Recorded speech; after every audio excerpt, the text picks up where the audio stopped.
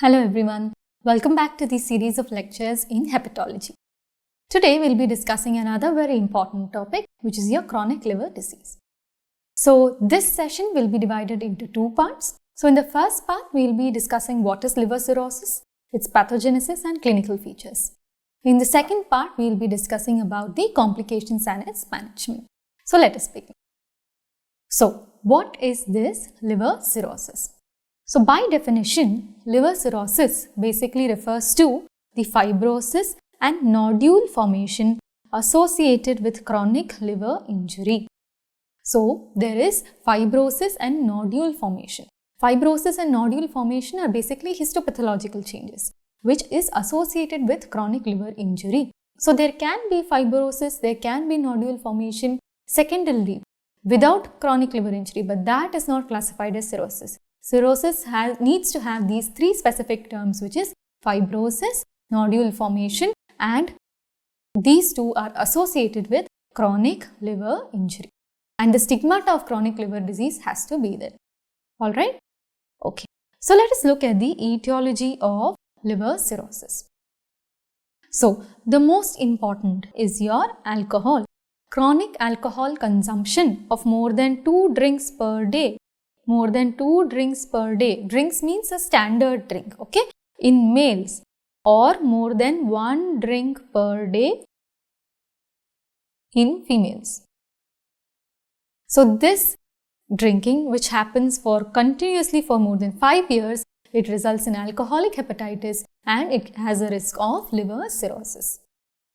Then viruses. Amongst the viruses, which are the 2 viruses which have a tendency progress to chronic liver disease? It is your hepatitis B and your hepatitis C. So hepatitis B and C have a high tendency to progress towards chronic liver disease. Then autoimmune hepatitis. Then MASLD, it is the most common cause of cirrhosis in the world. Most common cause of cirrhosis in the world. Then biliary cirrhosis. We had just learned in the topic of primary biliary cirrhosis and primary sclerosing cholangitis what is the meaning of biliary cirrhosis. So autoimmune disorders of the biliary tract can cause cirrhosis, which is called as biliary cirrhosis. Then we have this term called cardiac cirrhosis. Okay, so we have this term called cardiac cirrhosis. So what is this cardiac cirrhosis? So cardiac cirrhosis basically refers to, as the name suggests, the cirrhosis that occurs due to long-standing right heart failure. Right heart failure. Remember that this is due to long-standing right heart failure. So if you just understand the anatomy of the liver, we know that the hepatic vein drains into the IVC, which finally drains into the heart. So any disorder which affects the right side of the heart can in turn cause backward pressure to the IVC and then it can be transmitted to the liver, and over the course of time what happens is that there is congestive hepatitis which can further lead to cardiac cirrhosis. So what are those chronic heart diseases? Right heart failure, especially constrictive pericarditis and restrictive cardiomyopathy. Constrictive pericarditis and restrictive cardiomyopathy. In fact, constrictive pericarditis is one of the greatest mimics of liver cirrhosis. Constrictive pericarditis patients can go for a long time being treated as cirrhotic patients without realizing that there is a constrictive pericarditis which is actually the cause. Right? So they present with what symptoms? They present with symptoms similar to chronic liver disease. Right? They present with elevated JVP, pedal edema, ascites, and that is the reason why they can be easily confused as chronic liver disease without a cause. Okay? Then inherited metabolic disorders. What are the inherited metabolic disorders which can cause chronic liver disease? You have your Wilson's disease, hemochromatosis, alpha-1 antitrypsin deficiency, cystic fibrosis. So these are all the group of inherited disorders which can progress to chronic liver disease. Now apart from this, never forget there can be a cause called cryptogenic when no cause is identified, and never forget your drugs and toxins. 2 important drugs that you have to remember which are implicated in your cirrhosis is your amiodarone and methotrexate. Right, so a lot of patients of atrial fibrillation We do not favor in long-term use of amiodarone because of these kind of side effect profiles. Methotrexate has been implicated with chronic liver disease, though it is very rare. Okay. So this is about your etiology of chronic liver disease. Now let us understand that histopathologically cirrhosis can be classified as micronodular cirrhosis and macronodular cirrhosis. So we know that cirrhosis basically refers to fibrosis, there is fibrosis and multiple nodules. So if the nodules are more than 3 mm in size, it is called as macronodular cirrhosis. If the nodules are less than 3 mm in size, it is called as micronodular cirrhosis. So what are the causes for macronodular cirrhosis? We have autoimmune hepatitis, Wilson's disease and viral hepatitis. Autoimmune hepatitis, Wilson's disease and viral hepatitis. Micronodular cirrhosis, very important, alcohol, primary biliary cirrhosis, hemochromatosis, Indian childhood cirrhosis and intestinal bypass. Indian childhood cirrhosis and intestinal bypass. So this is about your macronodular and your micronodular cirrhosis. Now let us understand the pathogenesis of cirrhosis. So the basic hallmark which is involved in the pathogenesis of cirrhosis is your portal hypertension. Okay, so what is the basic hallmark feature or the most characteristic feature which is responsible for the cirrhosis? It is your portal hypertension. So we will be understanding the pathogenesis of portal hypertension, types of portal hypertension, and then you will understand how cirrhosis happens. Okay. So what is portal hypertension? As the name suggests, portal hypertension basically refers to hypertension. Any hypertension means what? Any hypertension means that there is an increased resistance to flow. Increased resistance to flow and there is increased pressure. Right? So any hypertension, systemic hypertension means what? There is increased peripheral vascular resistance and the pressure in the aorta which is responsible for the cardiac output is high. Right? Similarly, we have heard of pulmonary hypertension where the pressure in the pulmonary artery is high. Similarly, portal hypertension basically refers to the increased pressure in the portal vein and there is increased resistance to the flow of blood in the portal vein. Okay. So let us understand the anatomy of portal circulation. The portal vein is formed by, so this is your portal vein. We know that the portal vein is the main blood supply to the liver. The portal vein is basically formed by the superior mesenteric vein. This is your superior mesenteric vein and your splenic vein. Okay. So these veins basically carry the blood from the intestine. So the portal vein is basically formed by the branches of the superior mesenteric vein and the splenic vein. Now this blood from the intestine goes and supplies the liver. So the main blood supply to the liver is by the portal vein. Okay. So this begins as capillaries in the intestine and ends as capillaries in the liver. So the superior mesenteric vein and the splenic vein join together to form the portal vein.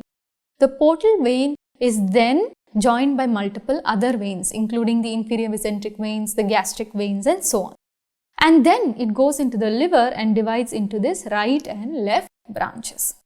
Once it divides into the right and left branches, it divides further into capillaries and the capillaries then break down into sinusoids which carry the blood and they all anastomose together again and they drain into the central vein or the hepatic vein. Okay. The hepatic vein then further drains the blood into the IVC. So the main circulation for the liver is actually the portal vein and it is not the artery, though this is accompanied by the hepatic artery. Okay, this is accompanied by the hepatic artery. Now, what is this vein that you are seeing here? This vein which is joining the portal vein is basically a remnant of the umbilical vein. So, in your embryonic circulation, the umbilical vein was patent. This is usually a small remnant and it is not painted, but it comes and joins the portal vein. In portal hypertension, what happens is that this umbilical vein remnant again gets dilated, or the blood flow again begins through this umbilical vein. Why is that happening? We will look at in the further pathogenesis. Okay, now certain points that you have to remember is the portal blood flow is 1000 to 1200 ml per minute. So it's a highly vascular system where you have such a high amount of blood which is going through, and the normal portal pressure is about 7 millimeters of mercury. When this pressure is more than that, then this is what we call as portal hypertension. This is what we call as portal hypertension. Okay, fine. Now let us understand how do you measure this portal pressure.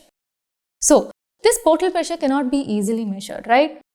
So what we do is we use another technique. So we go backwards. So we basically insert a catheter through the IVC and through the hepatic veins. Okay, through the IVC and through the hepatic veins. And the pressure that you collect once you insert the catheter through the IVC, through the hepatic veins, it goes and lodges itself in the capillaries of the liver, in the sinusoids of the liver. So any pressure which is in the portal vein, as a portal vein branches out into capillaries and sinusoids, then these only capillaries only will join back together and then drain into the hepatic vein. So any pressure that is higher in the portal vein or any pressure changes in the portal vein will be reflected as a sinusoidal pressure. That's what it means. Okay, so that is the whole funda behind which how we measure this portal pressure. So this portion is what is enlarged here and it is being depicted here. So the hepatic vein is here. This is again breaking down into the sinusoids, and then this is your portal vein. So your portal vein is here, it breaks down in sinusoids, joins together, forms the hepatic vein. So once you enter the catheter, there is a small balloon. Initially the balloon is not inflated. So the first pressure that you obtain when the balloon is not inflated is what we call as your free hepatic vein pressure.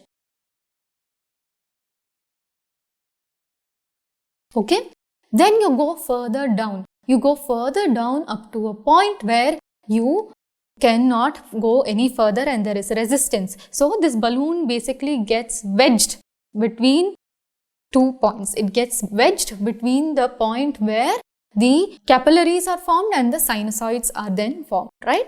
So this is called as the wedged hepatic venous pressure.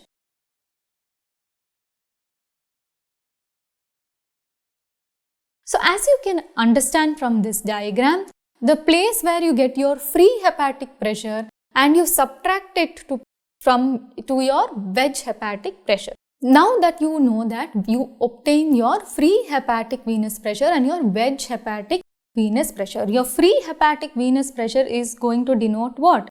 Free hepatic venous pressure is your hepatic vein pressure. Yes, it is your hepatic vein pressure. And your wedge hepatic venous pressure is going to give what? It is nothing but your sinusoidal pressure, which is a reflection of your sinusoidal pressure or your portal venous pressure.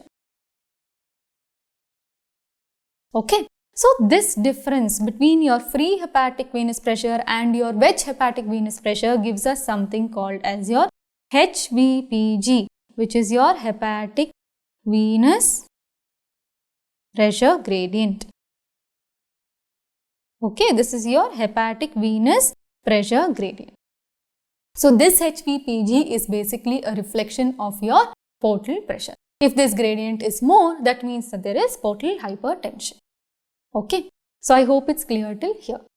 Let us just recap this once more. So how do you measure the portal pressure? And you basically take a catheter and you pass it through the IVC, then you pass it through the hepatic veins. If it passes freely, the pressure that is obtained is your hepatic venous pressure, which is your free hepatic venous pressure, which reflects your hepatic vein pressure. Then you put it further down up to a point where it doesn't move and it gets wedged.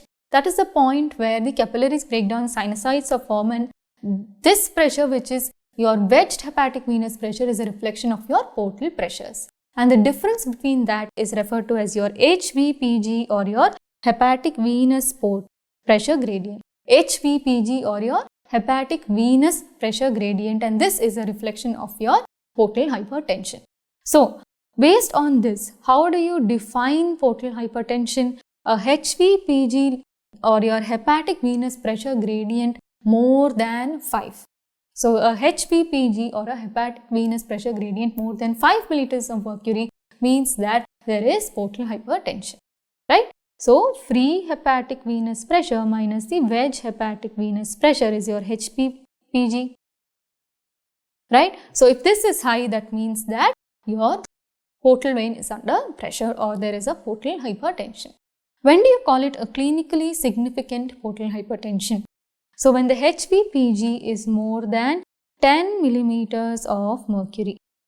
So when the HVPG is more than 10 millimeters of mercury, this is called as clinically significant portal hypertension. Okay, fine. So based on this, we can classify portal hypertension. So classification of portal hypertension, it is classified as pre-hepatic, hepatic and post-hepatic. So when you come to the classification of portal hypertension, it is classified as pre-hepatic, hepatic and post-hepatic. So what does that mean? It means that the pathology or the problem is basically in the pre-hepatic region or in the hepatic cause or beyond the liver. Pre-hepatic portal vein means what? This is basically refers to your portal vein, and the portal vein is formed by what? Your superior mesenteric vein and splenic vein, right? So superior mesenteric vein thrombosis. So any damage in the pre-hepatic portion, any area before or any damage to the vessels before they enter the liver. So superior vein thrombosis, splenic vein thrombosis. So these are examples of pre-hepatic causes for portal hypertension. Hepatic causes of portal hypertension can be further classified as pre-sinusoidal, sinusoidal and post-sinusoidal. Pre-sinusoidal is when before the portal vein divides into the sinusoid. So this can occur due to diseases like schistosoma, which is your liver fluke, and congenital hepatic fibrosis. Sinusoidal causes is your cirrhosis. So cirrhosis basically causes a type of hepatic, is a cause for hepatic portal venous hypertension, and it is of your sinusoidal type.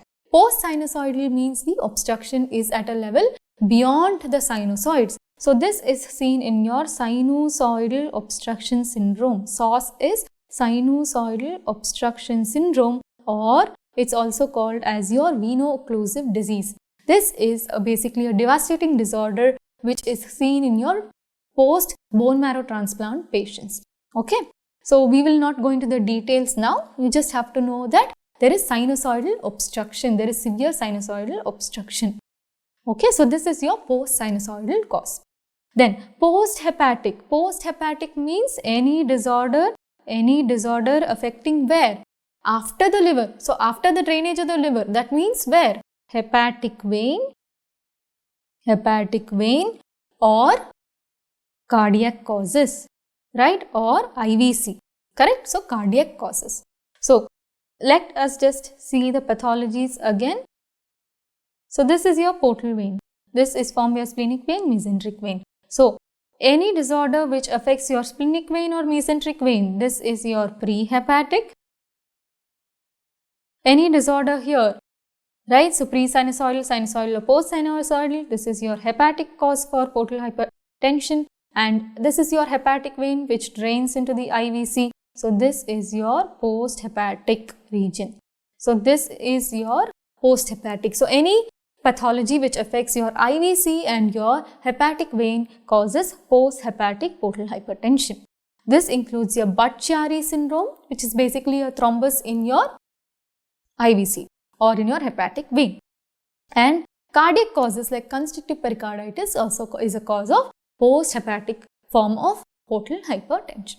Fine? Okay. Now let us understand how your hepatic venous pressure gradient or your HVPG will help in differentiating between all these three types. So let us understand in pre-hepatic and in pre-sinusoidal. In pre-hepatic and pre-sinusoidal, what will happen to your free hepatic venous pressure? What will happen to your wedge hepatic venous pressure? Both your free and wedge, they are not going to be affected, right? Because you are wedging where? You are wedging at the level of sinusoids. Here the pathology is where? The pathology is even before the liver or even before the sinusoids, right? So this will be normal and the HVPG is going to be normal. So the HVPG is normal in which two types of portal hypertension? In your pre-hepatic and your pre-sinusoidal. Okay, fine. Now, what happens in your sinusoidal and post-sinusoidal? What happens in your sinusoidal and your post-sinusoidal causes?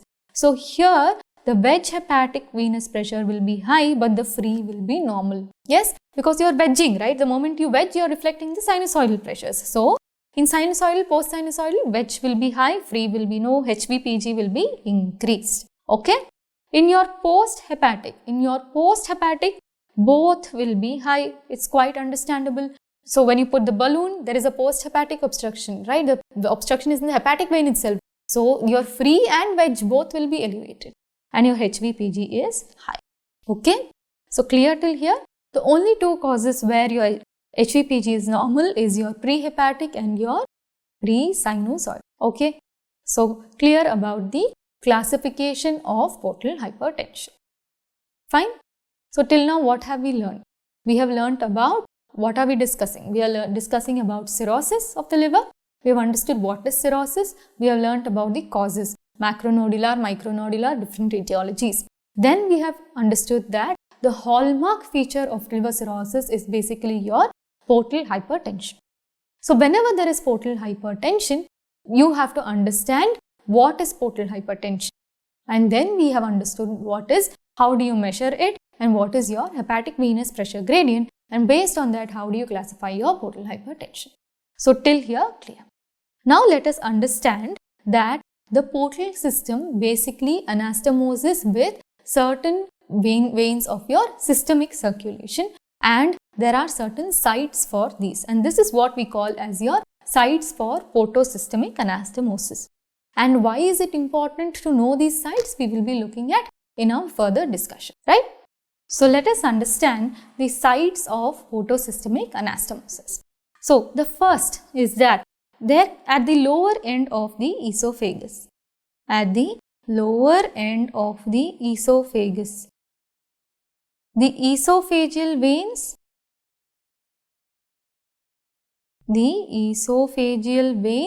basically anastomose with your short gastric veins. Short gastric veins is from your systemic circulation, right? So can you see here at the lower end of the esophagus, the short gastric veins anastomose with your esophageal veins. So this is the first site, right? There are some minor anastomosis happening in the fundus of the stomach as well.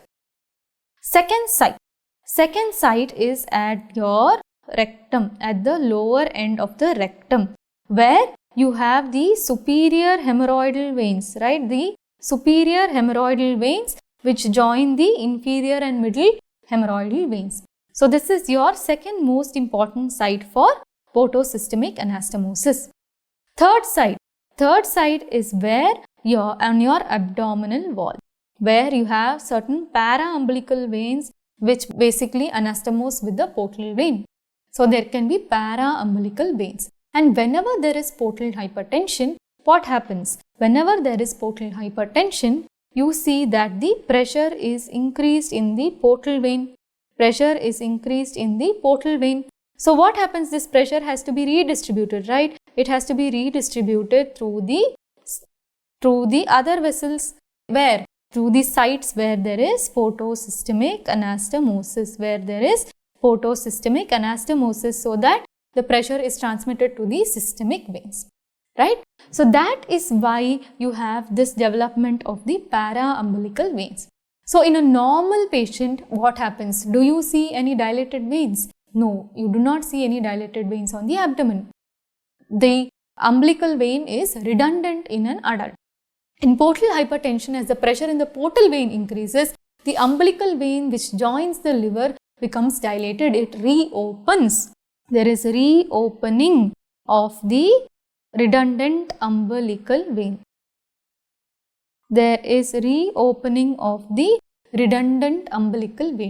Now because this umbilical vein reopens, you find these paraumbilical veins and dilated veins on the abdominal wall.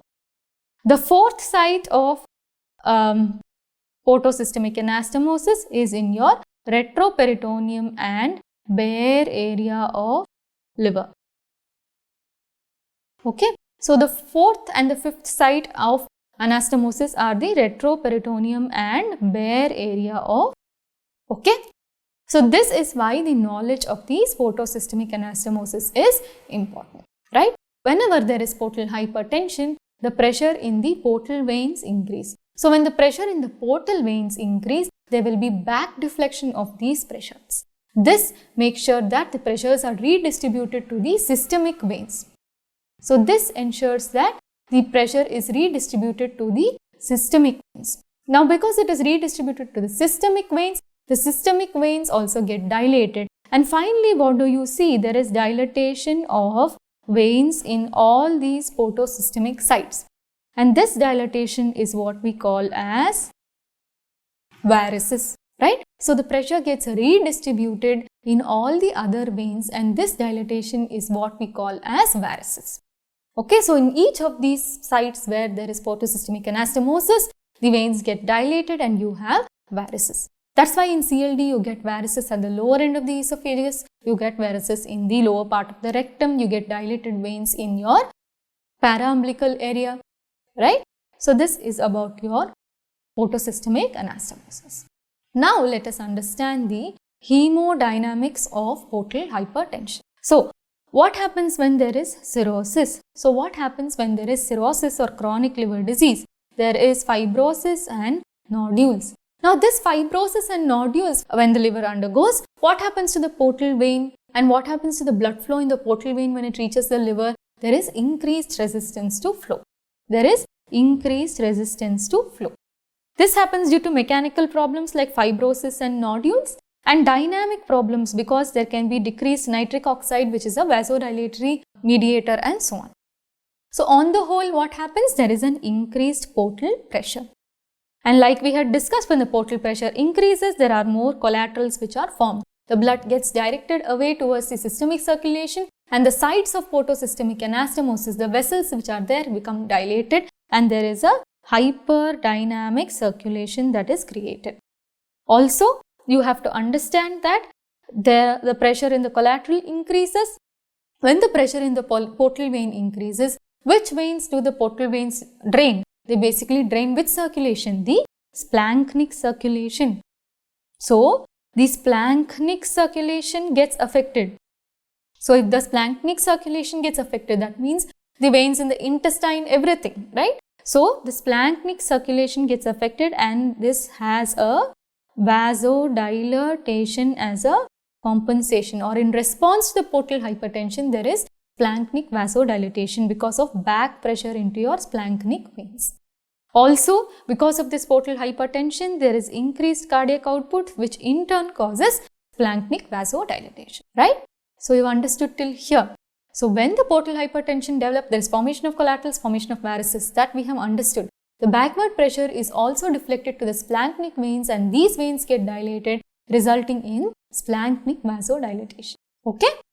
Fine. Now, once there is splanchnic vasodilatation, what happens? The lymph formation happens, and the lymph gets drained in, and it results in the formation of ascites or fluid in the abdomen. Also, when there is splanchnic vasodilatation, there is stimulation of your renin-angiotensin-aldosterone system. Because when there is splanchnic vasodilatation means decrease in BP. So, any decrease in the blood pressure immediately stimulates the RAS system, because we have learned in your fluid and electrolyte balance chapter that the RAS system is basically responsible for maintaining the volume status. So, the RAS system basically perceives that there is some kind of a perfusion problem, the blood pressure is reduced for unknown reasons, gets stimulated. So, the renin causes stimulation of angiotensin, angiotensin causes stimulation of aldosterone, and this causes sodium and water retention, which further causes ascites, right? So, there is sodium and water retention, which further causes ascites. Okay. So, what we have understood till now, this is the pathogenesis of the cardinal clinical features which is seen in portal hypertension, which is your splenomegaly, ascites and varices. Splenomegaly, ascites and varices. We have understood why varices are formed. We have understood why there is ascites. Alright. So this is about the pathogenesis of portal hypertension. Okay, so it's very, very interesting. If you go through this once more in your textbook, you can understand it much better. Alright, fine. So this brings us to the clinical features of portal hypertension. Now, you have understood what is the pathogenesis of portal hypertension. So, the three cardinal features you have to know is ascites. So, chronic long-standing portal hypertension can result in splanchnic vasodilatation, which stimulates the RAS system and causes sodium and water retention, which results in ascites. Then, these varices which are formed because of the portal hypertension can rupture, and if they rupture, they can result in GI bleed. They can result in hematemesis, they can result in melena. They can result in frank hematochezia as well. And the third most important clinical feature of portal hypertension is splenomegaly. Right? There is splenomegaly as a compensation to the portal hypertension, because there will be splenic vein hypertension as well, and splenic venous pressure increases, the spleen enlarges. Now we know that the spleen is the graveyard of RBCs. So whenever the spleen enlarges, there is more breakdown of RBCs and it results in hypersplenism, which is characterized by pancytopenia. There is hypersplenism which results in pancytopenia. Okay, so this is about your triad of portal hypertension.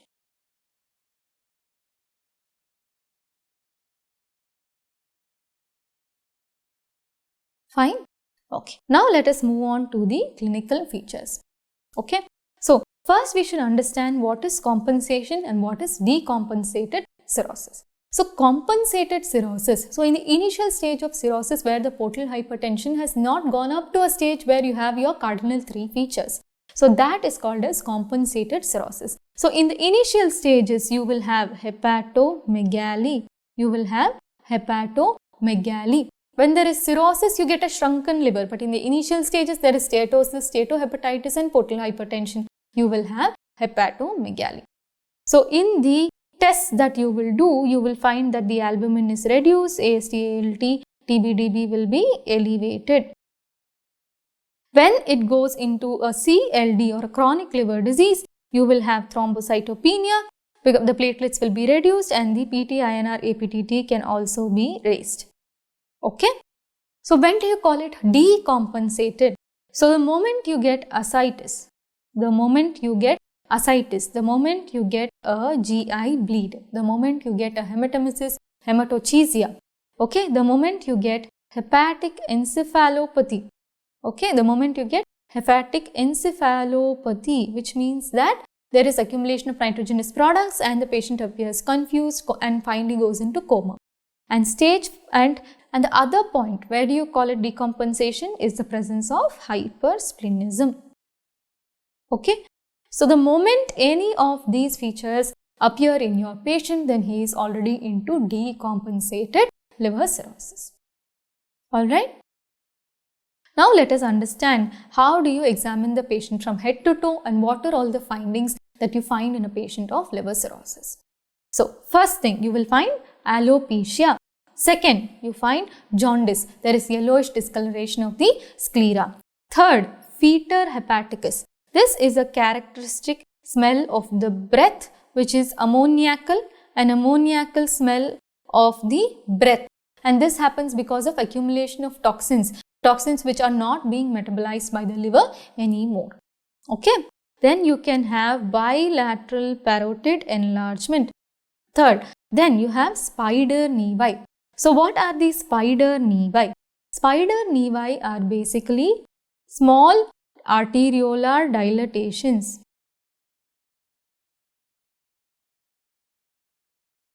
They are arteriolar dilatations which are characterized by a central feeding arteriole and surrounding capillaries arranged like this spider legs, and that's why they are called as spider nevi or spider angioma. If you take the head of the pin and press the central arteriole, then you can have blanching.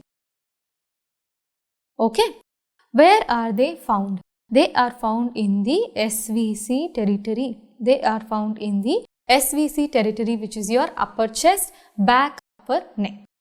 How many do you call significant? More than 5 is considered to be significant. Okay. What is the cause? What is the cause? So there are many causes which have been found, but the most important that we should be knowing is that there is an increase in your estrogen to androgen ratio. Due to the abnormal metabolism by the liver, there is more free estrogens which is responsible for abnormal vasodilatation in your skin. So there is abnormal vasodilatation in the skin which results in your spider angioma. Now, is the spider angioma specific for CLD? No, it can be seen in OCP use or pregnancy as well. So any hyperestrogenic state can be associated with spider nevi. So this is your spider nevi. What are your differential diagnosis? Differential diagnosis includes Campbell spots and hereditary hemorrhagic telangiectasias. So these are your differential diagnosis for spider nevi. So spider nevi is a very important finding in your clinical examination of liver disease. Okay. Next, gynecomastia. So now we have finished your head, you have finished your face. Now there is gynecomastia, right? So what is gynecomastia? There is increased tissue deposition or increase in your breast tissue. Okay. Now just enlargement is not gynecomastia. There should be actual breast tissue which has increased, right? So what is the cause for this? Again, in males it is because of your increased estrogens. And very importantly, a drug used in the management of CLD that causes gynecomastia is your spironolactone, okay, which is your aldosterone antagonist, spironolactone. Then ascites, right? Ascites, we have understood the pathogenesis, so there can be ascites. Then what about the abdominal wall veins? Now let us understand this with the help of this diagram. Okay, so this is your liver, this is your portal vein, and you have a redundant umbilical vein here. Now when there is portal hypertension, let us understand this here. There is portal hypertension, the pressure increases here. So what should happen? The pressure should get redistributed, right? So this causes opening of this redundant umbilical vein. That is the reason why you get dilated veins over the abdomen. And these dilated veins are predominantly periumbilical, and this is what we call as caput medusae. This is what we call as caput medusae. Okay. Now let us understand the direction of these dilated veins. So normally the flow above the umbilicus is upwards and the flow below the umbilicus is downwards. So this flow is retained, only thing they become dilated and they appear like this. So caput medusae, basically Medusa is a Greek mythology figure who had this kind of a hair. That's why it is called as caput medusae. So the flow above the umbilicus is upward, flow below the umbilicus is downward. So this is your actual direction of veins. Then what organomegaly will you get? Will you get hepatomegaly? No. Cirrhosis is a shrunken liver, so you never find hepatomegaly, rather you find splenomegaly. Okay? Then you can hear a murmur. This murmur has a name, and this murmur is called as your Cuvillier-Baumgarten murmur. This is basically similar to a venous hum. So you place the bell of the stethoscope over your abdomen in a patient with liver disease and you hear this murmur, and this is because of the increased flow across the patent umbilical vein. Okay, so this results in a murmur which is called as your Cuvillier-Baumgarten murmur. Then there can be Palmer erythema. Can you see here? There is Palmer erythema also because of abnormal vasodilatation induced by your excess amount of free circulating estrogen. There can be Dupuytren's contracture. Can you see this?